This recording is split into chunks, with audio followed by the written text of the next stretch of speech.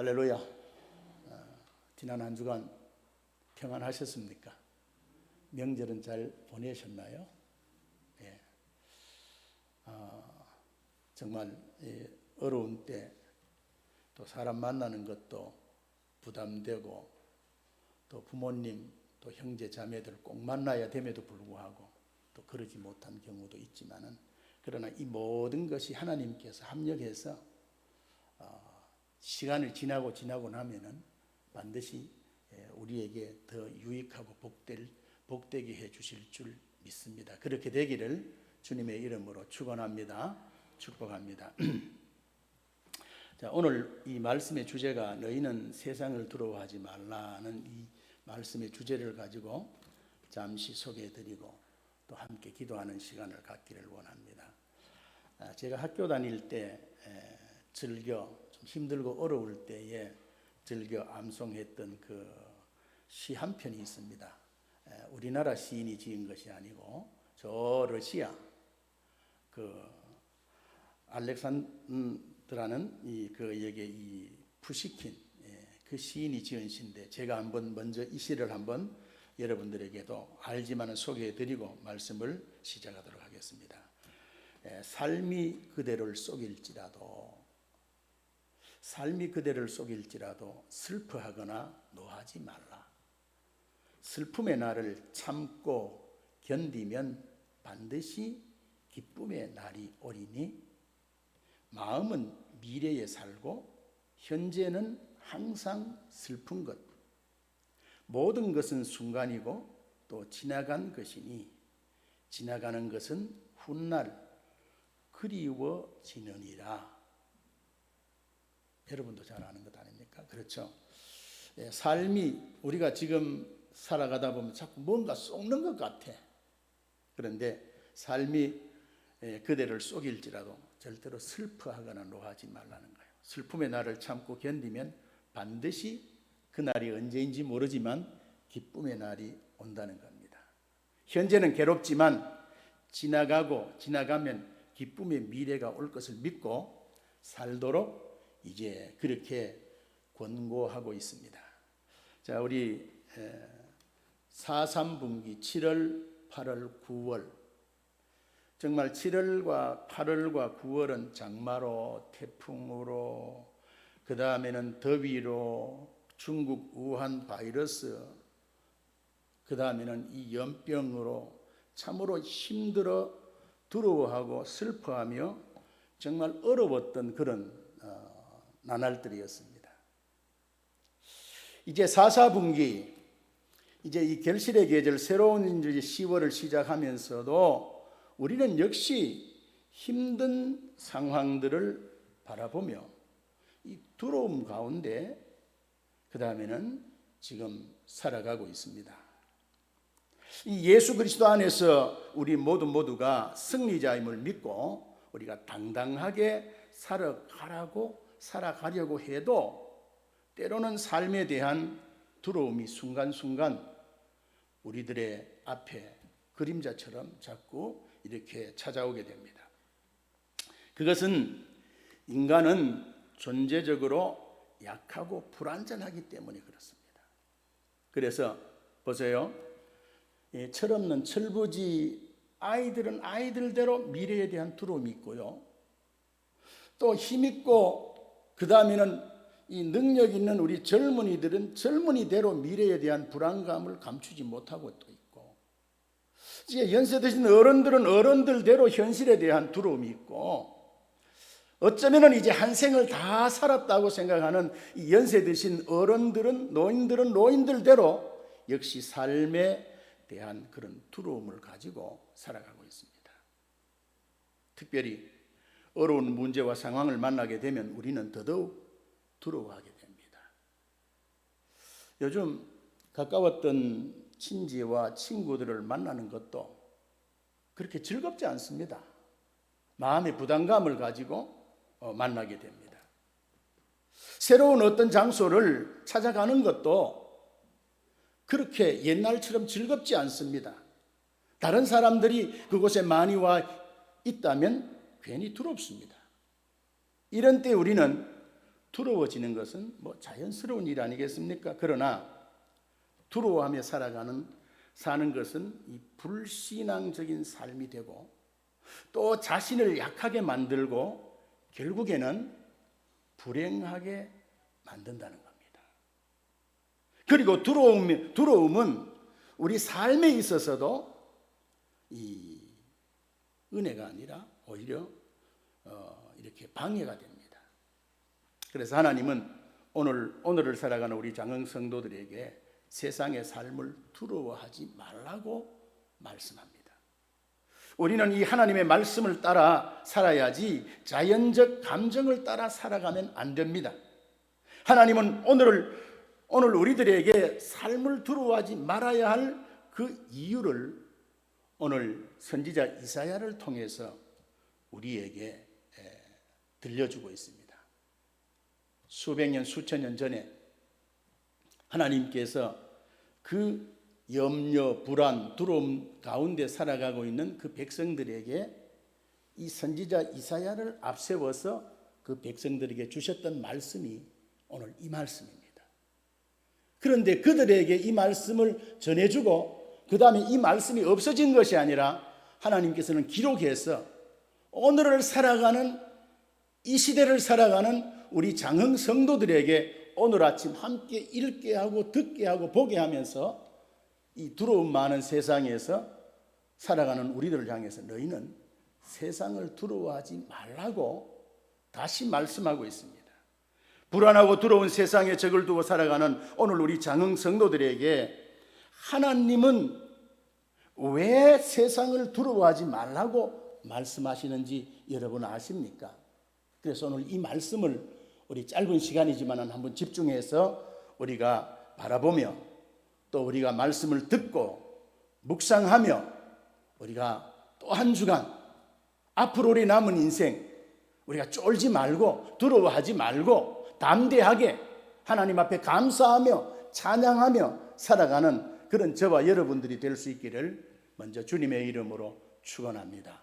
축복합니다. 첫 번째는 나의 모든 삶은 하나님이 미리 계획하시고 하나님이 미리 만드시고 하나님이 허락하시고 인도하는 삶이기 때문에 오늘 저와 여러분들은 두려워하지 않아도 된다는 겁니다.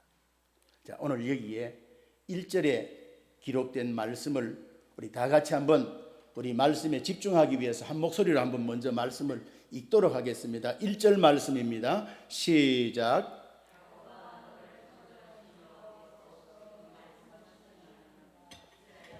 너를 지으시니가 말씀하시느니라. 너는 두려워하지 말라. 내가 너를 구속하였고 내가 너를 지명하여 불렀나니 너는 내 거다. 너는 내 것이라. 오늘 이 말씀 속에서 우리가 찾아볼 수 있는 것은 우리의 모든 삶은 하나님이 미리 뭐하고 계시다는 거예요. 계획하고 하나님이 우리 가운데 우리의 삶을 바라보시고 간섭하시고 인도하시기 때문에 오늘 우리는 걱정하지 않아도 되고 두려움에 떨 이유가 없다 그 말입니다. 오늘 여기 보세요. 야곱아, 너를 창조하신 여호와께서, 이 말씀은 굉장히 심오한 진리의 말씀입니다. 하나님이 내 인생의 근원이시며 하나님이 내 인생의 뿌리시고 하나님이 내 인생의 시작이라는 겁니다. 오늘 우리는 우리의 조상님이나 우리 아버지 어머니가 내 인생의 근원이라고 그렇게들 생각을 합니다. 맞지요? 그렇죠. 그런데 오늘 성경은 더 나아가서 부모가 내 인생의 근원이 아니라 우리는 먼저 하나님으로부터 시작된 존재라는 겁니다.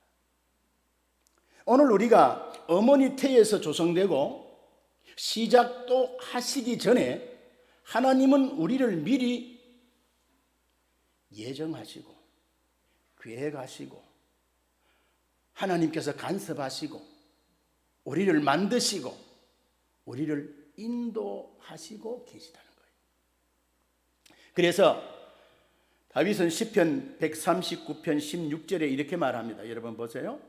내 형질이 이루어지기 전에, 이 말은 엄마 아빠가 만나서 이제 내가 이제 만들어진 지가 한 4주 혹은 8주 이렇게 되면은 우리가 이제 초음파 사진을 하면은 이게 사람인지 벌레인지 뭔가 분간이 안 되잖아요. 이제 조성이 만들어지잖아요. 그런데 내 형질이 만들어지기 전에, 이루어지기 전에 주의 눈이, 하나님의 눈이 우리를 보고 계신다는 거예요. 나를 위하여 정한 날이 하루도 되기 전에 주의 책에 오늘 저와 여러분들을 위해서 하나님의 시나리오 각본이 이미 기록되어졌다는 거예요.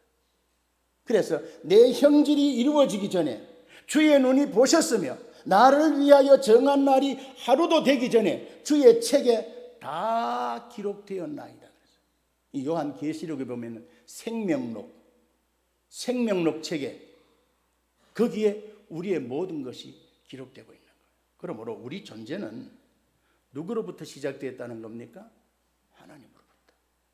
그래서 하나님이 나를 만드셨기에 가장 완벽하게 딱 맞게 나를 만드셨다는 겁니다. 내가 생각할 때는 내 모습이 이러냐, 내 인생에 이렇게 꼬이느냐? 아니에요. 거기도 하나님의 뜻이 있다는 거예요. 그래서 시편 139편 14절에도 보면 다윗은 내가 주께 감사하오면, 그래, 다윗은 일찍이 이 진리를 터득한 거예요. 내가 주께 감사하오면 나를 지으심이 심히 기묘함이라. 신비하고 놀랍다는 거예요. 주의 하시는 일이 기이함을 내 영혼이 잘 아나이다. 다윗은 그렇게 고백을 합니다. 이 다윗의 고백이 오늘 예배 드리는 저와 여러분들의 고백이 되기를 주님의 이름으로 축원합니다. 하나님은 자기가 지으신 것을 그냥 쓰레기처럼 내팽개치지 않습니다.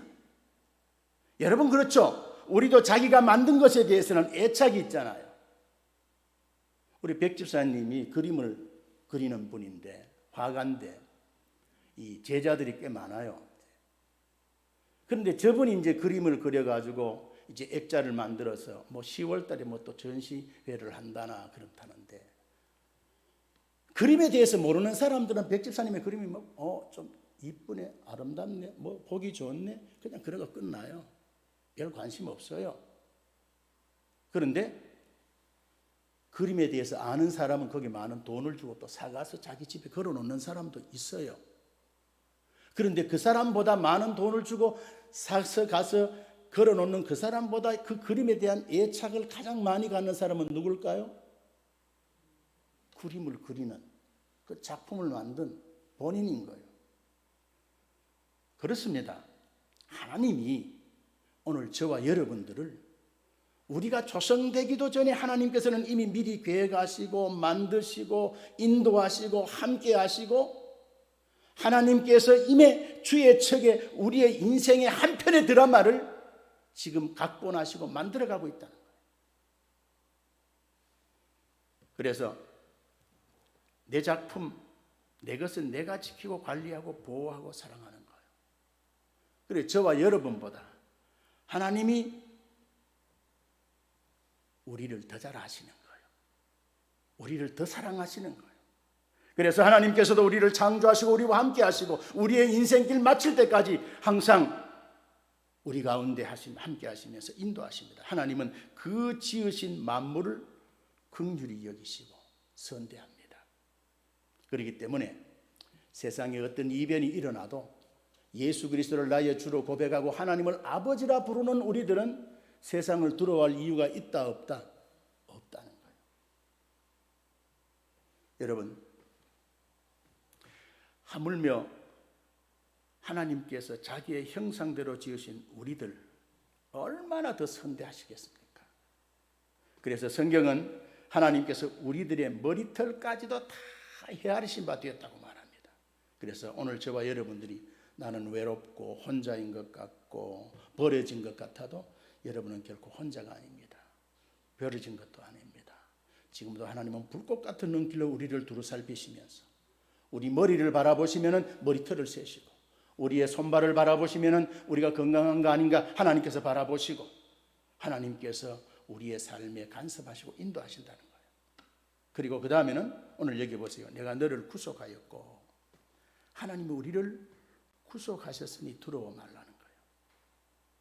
이 말은 이 법정 용어로 보면 그냥 뭐 내가 잘못해서 경찰이나 검찰에 끌려가서 그냥 감옥에 들어가는 것처럼 그렇게 생각하는데, 이것은 그것이 아니고, 옛날에 그 사람을 종으로 부릴 때에, 노예로 부릴 때에 돈을 주고 사잖아요. 마치 짐승을 사고 팔듯이. 그러니까 우리는 아담의 원죄와 우리의 자범죄로 죄값으로 심판받았죠. 영원한 지옥 불바다에 떨어질 우리들의 죄값을 예수님이 십자가에서 우리의 죄값을 대신 지불하시고 하나님의 소유로 사셨다는 거예요. 값비싼 대가를 지불하시고 우리를 죄악 가운데서 구원해 주셨다는 거예요. 우리 대신에 독생자 예수 그리스도를 십자가 위에 높이 달아 대속물로 내주셨다는 거예요. 그러니까 오늘 예수 믿는 한 사람 한 사람들이, 저와 여러분들이 얼마나 값비싼 존재인지 모릅니다. 여러분은 얼마짜리인지 아세요? 예수님짜리요. 그래서 예수님께서는 한 영혼은 천하보다 귀하다고 말씀하신 거예요. 그래서 하나님이 우리를 값주고 사셨다고 말씀하시는 거예요. 이렇게 하신 목적이 뭡니까? 우리와 영원히 같이 함께 살기 위해서입니다. 이 땅에서 7, 80년 동안 예수 믿고 행복하게 부자되게 사는 것이 아니라 영원토록 주님의 신부로서 주님과 함께 저 영원한 낙원 천국에서 영생복락을 누리며 살게 하시기 위해서 우리를 대속해 주셨다는 거예요. 그러니까 우리가 상하거나 잘못될 때에 하나님께서 그냥 보고 두시겠습니까? 다니엘과 그의 친구들이 사자굴 가운데 불 가운데 들어갈 때 하나님께서 그냥 내버려 두시겠습니까? 광야 40년 길을 걸어가는 하나님의 그 백성들을 그냥 모른 척 내팽개치시겠습니까? 그래서 오늘 여기 하나님은 여기에 우리를 구속해 주셨으니 너희들이 얼마나 오늘 저와 여러분 한 사람 한 사람이 값진지 몰라요. 그래서 하나님께서 너 걱정하지 마, 두려워하지 말라는 거예요. 그 다음에 오늘 여기 한 가지 더 보세요. 내가 너를 지명하여 불러낸 넌 내 거야 그랬어요. 우리는 하나님의 소유입니다. 우리는 가끔 내 인생은 내 것이라고 착각하며 살아갑니다. 아닙니다. 오늘 예수 그리스도를 나의 주로 고백하고 내 마음의 왕으로 모신 사람, 예수님을 내 가정의 주인으로 모신 사람, 예수님을 내 사업의 사업장의 회장님으로 모신 사람, 이 사람들은 모두 다 누구의 소유라고요? 하나님의 소유라는 거예요. 우리는 하나님의 소유이기 때문에 내가 염려하거나 두려워할 이유가 없다는 겁니다. 그래서 하나님이 창조하신 존재 중에서도 특별히 오늘 우리를 지명해서 불러주셨다는 겁니다. 그래서 우리들은 그저 나를 지명하여 불러주신 하나님께 감사할 뿐입니다. 그래서 여기 지명하여 불러서 어떻게 하십니까? 그러니까 하나님께서 천에 하나 만에 하나 택했다 그래요. 하나님이 오늘 저와 여러분을 콕 찍어가지고 이건 내 거야. 그래서 너는 내 것이다라고 말하는 거예요. 그래서 여러분 사랑하는 연인들이 교제할 때 당신은 내 거, 나는 당신 거. 그래서 손도 내 것, 입술도 내 것, 뭐도 내 것, 전부 내 것이라고 그렇게 서로 사랑의 미러를 주고받잖아요.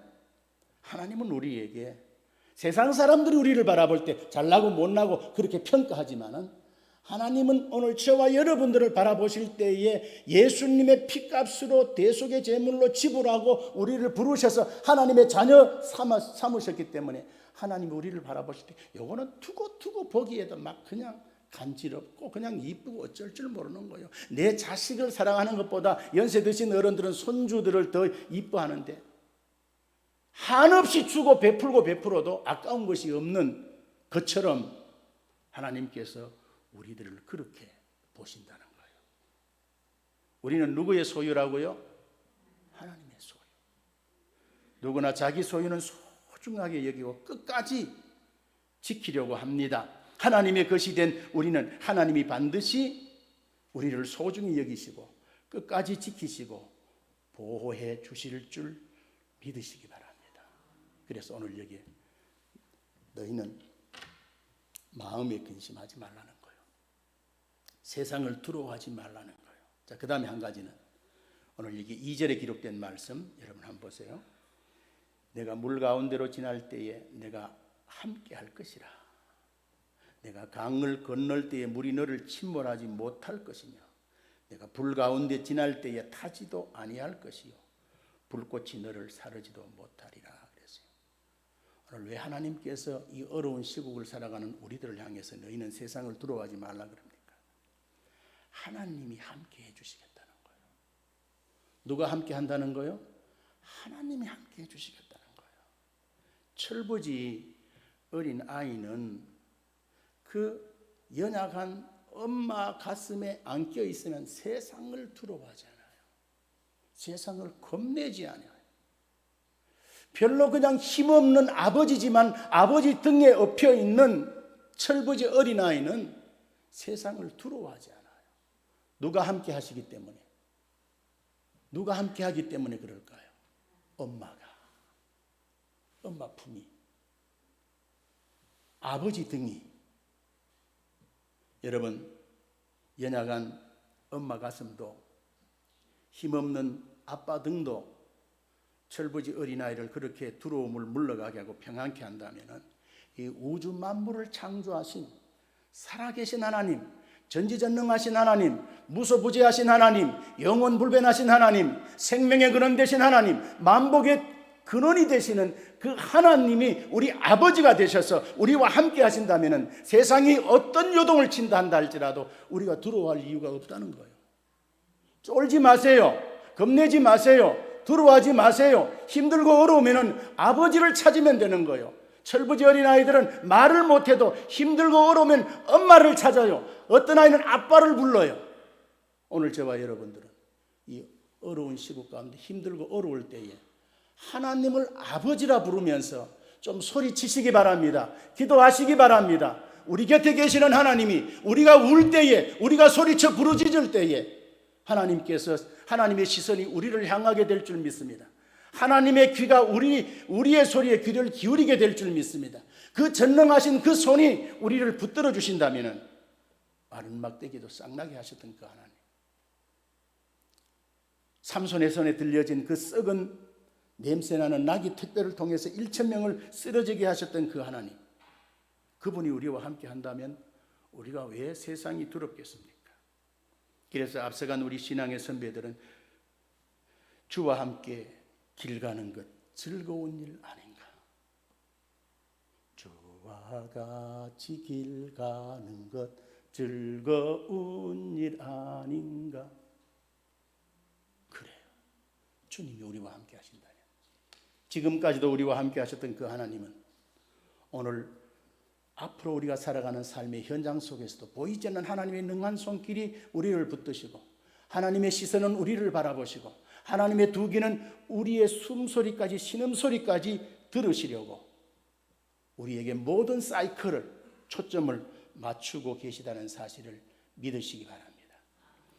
이사야 43장 2절에 보세요. 강을 건널 때에 물이 너를 침몰하지 못할 것이며 내가 불 가운데로 지날 때에도 타지도 아니할 것이요 불꽃이 너를 사르지도 못하리니 그랬어요. 하나님이 함께 하셔서 우리의 모든 삶을 하나님이 책임져 주신다. 아니 목사님, 나는 예수 믿어도, 나는 기도해도, 나는 헌금도 많이 해도, 내 딴에는 열심히 신앙생활 하는데도 내 삶은 왜 이렇게 힘들고 어렵습니까? 내 삶에 왜 이런 위기가 찾아옵니까? 그래요, 하나님이 함께 하셔도 위기를 만날 수도 있습니다. 물에 침몰될 것 같은 위기, 불에 타 죽을 것 같은 그런 위기를 만날 때도 있습니다. 그러나 그 어떤 위기를 만나도 하나님이 함께 하시며 반드시 그 가운데서 건져 주신다는 것을 여러분 그걸 또 믿어야 됩니다. 강을 건널 때에도 물이 우리를, 불 가운데 지나갈 때도 하나님께서 우리를, 보세요, 이스라엘 민족이 홍해바다와 요단강을 건널 때 그 그 얼마나 힘들고 어려웠겠습니까? 광야길이 얼마나 힘들고 어려웠겠습니까? 사드락과 메삭과 아벤누고가 평소보다 7배나 더 뜨거운 풀무불 가운데 그들이 던져지게 될 때 얼마나 두렵고 무서웠겠습니까? 그들이 믿음이 없어서 그런 위기를 만났을까요? 그러나 하나님께서 그 가운데 그들과 함께 해주셨다는 거예요. 오늘 우리는 광야길에서, 광야 인생길에서 건너기 어려운 강을 만날 때가 있습니다. 그러나 함께 하시는 하나님만을 믿고 우리가 건너가면 건너지 못할 강이 없는 줄 믿으시기 바랍니다. 요단강을 갈라지게 하신 하나님은 오늘도 우리 인생길에 건널 수 없는 강을 건널 수 있도록 때가 되면 반드시 기적을 베풀어 주실 줄 믿습니다. 예수님이 제자들과 함께 타신 배도 풍랑을 만났으나 정한 목적지까지 안전하게 인도해 주신 분은 우리 주님이십니다. 우리 인생도 풍랑을 만나도 목적지까지 가게 하실 분은 하나님입니다. 때로는 우리가 될 때는 지연되고 지체되는 것 같지만 결코 그것이 지연되거나 지체되지 않습니다. 오히려 합력해서 선을 이루신다는 사실을 믿으시기 바랍니다. 그래서 우리가 살다 보면 불같은 시험 많으나 겁내라고 말씀합니까? 겁내지 말라고 말합니까? 찬송가 있잖아요. 불같은 시험 많으나 뭐 하지 맙시다? 겁내지 맙시다. 그래요. 목사도 우리 성도님들의 삶의 현장에도 때로는 정말 이 용광로 불같은 그런 시험들이 우리 앞에 다가올 때 있어요. 그러나 불같은 시험 많으나 겁내지 맙시다. 누구의 권능 크시니? 구주의 권능 크시니 어떻게 하고? 이기고 남겠네. 주님의 능한 손이 함께하면 오늘 저와 여러분들의 삶의 현장에도 반드시 이기고 남게 될 줄 믿습니다. 얼마나 감사한 일입니까? 얼마나 대단합니까? 오늘 하나님께서 우리 장흥 성도들을 바라보실 때에 너무너무나 보배롭고 존귀해서 정말 눈에 넣고 넣어도 아프지 않을 존재가 바로 오늘 우리 장흥 성도들이라는 사실을 여러분 믿으시기를 바랍니다. 그래서 선지자 이사야는 43장 4절에 보세요. 네가 눈에 보배롭고 내 눈에 보배롭고 존귀하며 내가 너를 사랑하였은즉 내가 네 대신 사람들을 내어주며 백성들이 내 생명을 대신할 거야. 우리 하나님은 우리 장흥 성도들을 구원하시기 위해서도 그 어떤 대가라도 반드시 지불해 주십니다. 이 하나님을 우리가 생각하고 바라보고 믿고 그래서 오늘의 이 우리의 삶의 현실, 건강, 물질, 환경 또 여러 가지 세상 이런 저런 일들 때문에 그냥 그저 두려워하지 말고 오히려 주님만을 바라고 우리가 감사하고 찬양하며 살아가는 저와 여러분들이 되기를 주님의 이름으로 축복합니다. 자, 마지막으로 오늘을 살아가는 우리 장흥 성도들은 여기 하나님의 영광의 도구로 사용될 자들이기 때문에 그러니까 하나님의 사역에 동력하고 동참한 자들이기 때문에 오늘의 우리의 현실이 좀 힘들고 어려워도 또 우리가 바라보는 나아갈 미래가 좀 두려운 것 같아도 결코 두려워할 이유가 없다는 거예요. 자, 오늘 여기 7절에 기록된 말씀 우리 다 같이 한 번 더 읽겠습니다. 자, 시작.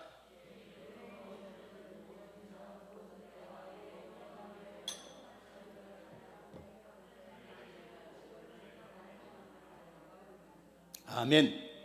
내 이름으로 불려지는 모든 자, 내 영광을 위하여 창조한 자를 오게 하라. 내가 지었고 내가 만들었다 그랬어요. 하나님께서 친히 우리들의 미래를 책임져 주시니 두려워 말라는 겁니다. 오늘 본문 말씀은 바벨론에 의해서 이 이스라엘 나라가 망했으나 하나님이 다시 회복시켜 주실 그 미래를 지금 말씀하는 겁니다. 지금은 나라가 망했지만 하나님이 망한 이 나라를 다시 회복시켜 주신다는 거예요.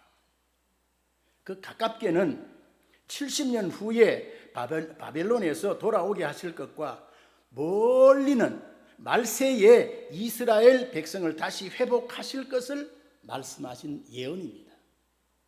이것은 도저히 불가능한 일입니다. 불가능해. 그 시대 상황에서 바라보면 선지자 기도하는 이사야가 바라봐도 이거는 불가능한 일입니다.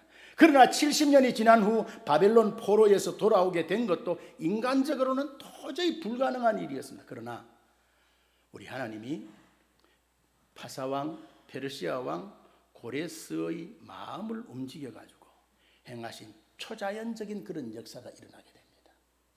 하나님이 말씀하신 것을 이루기 위해서 고레스 왕의 마음을 움직인 거예요. 왕의 마음들을 움직인 거예요. 그래서 그들이 70년 만에 다시 포로로 끌려갔던 그 후손들이 다 돌아옵니다. 또 그리고 한 가지 더 나아가서는 2000년 동안 온 세계에 흩어져 박해를 받으며 살았던 유대인들이 다시 고향 땅으로 조국으로 고토로 돌아와서 1948년 나라를 다시 세운 것은 상상할 수도 없었던 일입니다. 상상할 수도 없었던 그런 기적입니다. 도저히 불가능한 일을 하나님이 말씀하신 대로 다 이루셨다는 거예요. 오늘 여기 5절에 보세요.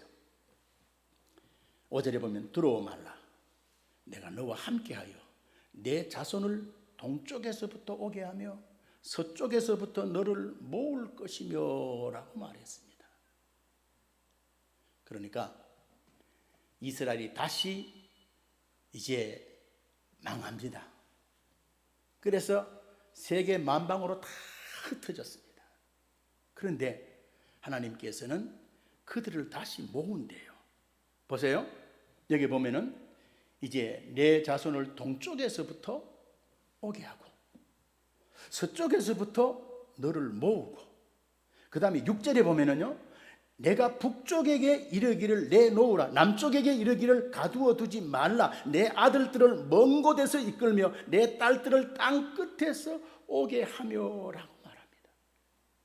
여러분, 동쪽이 어딘지 아세요? 이스라엘 나라 땅에서 이락, 시리아, 이란, 인도, 중국을 말하는 거예요. 서쪽은 어딘지 아세요? 폴란드, 독일, 루마니아, 체코슬로바키아, 유고슬라비아, 불가리아 등등 그런 땅이에요. 북쪽은 어딘지 아세요? 구소련, 영국, 스페인, 독일, 프랑스 등등을 말해요.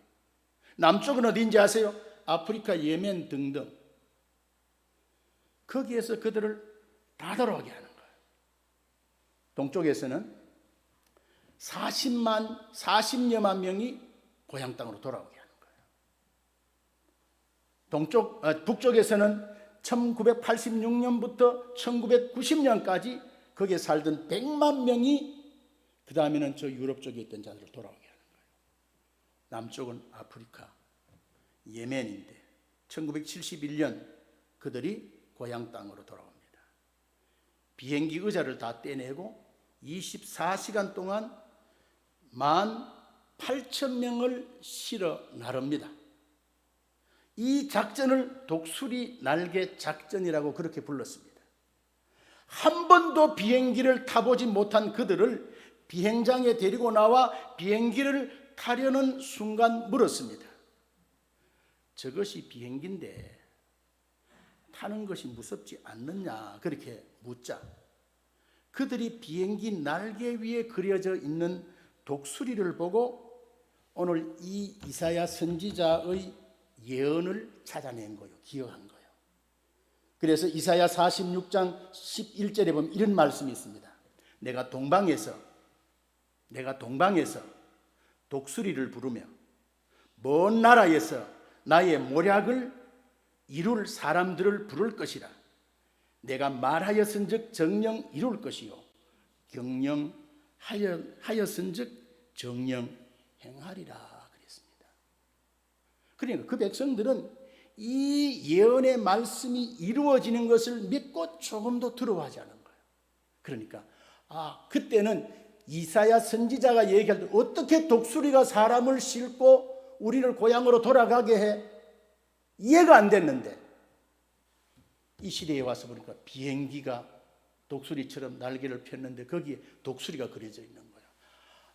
하나님께서 우리를 이렇게 힘들고 어려운 가운데 있지만 하나님이 인도하시니까, 하나님이 구원해 주시니까, 하나님이 함께 하시니까 죽음의 자리에서도 회복되고 살아날 수 있다는 것을 깨닫게 된 거예요.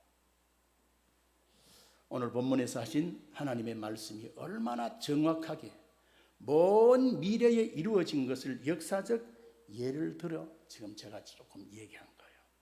그래서 지금 유대인들은 국토는 우리나라 강원도 정도밖에 안 돼요. 남북 강원도 정도밖에. 인구도 한 1,000만 정도 될까 말까? 아주 작아요. 그런데 지금 이 마지막 세계를 전부 다 좌지우지하는 사람이 다 유대계예요. 이 세계 정치계를 주름잡고 있는 사람, 경제를 틀어쥐고 있는 사람, 과학 분야에, 의술 분야에, 모든 분야에. 그래서 그 세계의 최고의 지성, 가장 실력 있는 사람들, 그 다음에는 훌륭한 사람들에게 주는 노벨 평화상 거의 반틈 가까이가 유대인들이에요. 사람들이 할 수 없는 것을 하나님은 너는 내 것이기 때문에 하나님이 품고 하나님이 붙들고 하나님이 인도하시면 된다, 안 된다? 된다. 오늘의 현실이 굉장히 답답합니다. 두렵습니다. 문제 많습니다. 해결되지 않을 것 같습니다. 그러나 하나님을 나의 아버지로, 예수님을 나의 주, 나의 왕으로 모시고 그분 앞에 엎드려 하나님의 때를 기다리면서 나는 하나님의 것입니다. 우리가 두려움 없이 부르짖어 기도하면 하나님께서 반드시 우리들을 통해서도 하나님의 위대한 뜻을 이루어가게 될 줄 믿습니다. 목동 다윗을 통하여 대왕 되게 하시고, 종으로 끌려간 요셉을 통하여 애굽을 구원케 하시고 가문을 세웠던 것처럼 오늘 이 어려운 시국 가운데 우리가 세상에 요동치는 바람과 풍랑 바라보고 두려워 염려하지 말고 위대하신 하나님, 살아계신 하나님께서 오늘 또 우리를 향하여 계시된 말씀을 통하여 너희는 세상을 두려워하지 말라는 거예요. 이 한 주간 이제 우리 이번 2020년 10월, 11월, 12월 후반기를 우리가 살아가면서 두려움에 떨지 말고 우리가 담대하게 우리에게 주어진 본분과 사명을 감당하며 믿음으로 나아가는 저와 여러분들이 되기를 주님의 이름으로 축원합니다. 우리 사랑하는 장흥성도 여러분, 오늘 우리들이 사건 사고가 많은 광야 세상에 적을 두고 살아가고 있지만 오늘 하나님은 지금도 말씀합니다. 너희는 세상을 두려워하지 말라고. 비록 두려운 상황을 만나고 삶의 두려움이 엄습해 올지라도 두려움을 거부하고 하나님만을 바라보고 하나님의 약속과 주신 말씀을 붙잡으시기 바랍니다. 내가 너를 창조하였느니라. 내가 너를 지명하여 불렀나니 너는 내 거야. 내가 너를 보배롭고 존귀하게 여기노라. 내가 너의 미래를 하나님이 친히 책임져 주실 거야. 너희는 세상의 삶을 두려워하지 말라는 거예요. 세상은 우리로 하나님 사랑을 의심하게 하고 세상 염려로 우리의 마음을 빼앗아 두려움이 우리를 지배하게 만들려고 합니다. 그러나 십자가 사랑으로 예수님은 오늘도 우리를 향해서 너는 두려워하지 말라. 내가 너를 구속하였고 내가 너를 지명하여 불러나니 너는 누구 것이다? 내 것이다. 우리가 이번 한 주간도 우리 2020년 후반기도 주님의 소유로 삶을 살아간다면 우리의 모든 두려움의 그림자는 오늘부터 사라지게 될 줄 믿습니다. 그런 은혜가 함께하기를 주님의 이름으로 축원합니다. 축복합니다.